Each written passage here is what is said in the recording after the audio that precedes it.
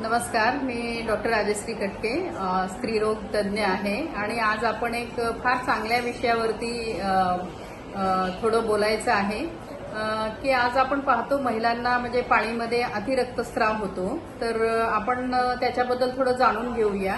तर अतिरक्तस्राव होण्याचे जे कारणं असतात, तर त्याच्यामध्ये पाळीमध्ये गर्भाशयाच्या पिशवीमध्ये काही गाठ असेल, फायब्रॉइडच्या गाठी असेल, त्याच्या आवरणामध्ये सूज आलेली असेल किंवा तिला काही थायरॉइडचा आजार असेल किंवा एखादं छोटीशी गाठ त्याचं पॉलिप झालं असेल किंवा उशिरा ज्यांची पाळी जाते आणि त्याच्यामध्ये ते आवरण मोठं झालेलं असतं, तर त्याच्यामध्ये काही कॅन्सरची लागण झालेली आहे का, तर या सगळ्या गोष्टींचा आपल्याला याच्यामध्ये आढावा घेण्यासाठी आपण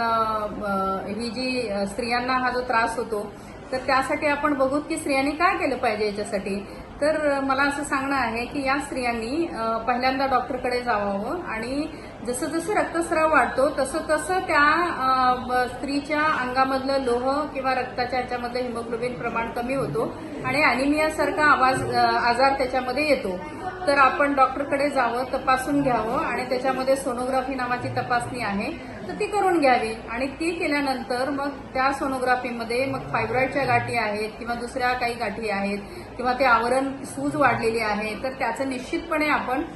हिस्टोस्कोपी किंवा दुर्बीणमध्ये टाकून त्याची एक छोटीशी बायोप्सी घेतली तर आपल्याला त्याचं रोग निदान होतं आणि त्याच्याप्रमाणे मग डॉक्टर आपल्याला ट्रीटमेंट देतात. पण एवढं करून आपल्याला चालणार नाही. तर ह्या पाळीमध्ये जे काही रक्तस्राव खूप झालेला आहे आणि त्या रक्तस्रावामध्ये जे हिमोग्लोबिन कमी येतं, स्त्रियांना जो थकवा येतो, त्याच्यासाठी निश्चितच आपण आयर्नच्या गोळ्या घेतल्या पाहिजे. आपला आहार जे आहे ते आपण सुधारला पाहिजे की ज्याच्यामध्ये लोहयुक्त आहार आहे, फळे आहेत, पालेभाज्या आहेत, त्या आपण घेतल्या पाहिजेत.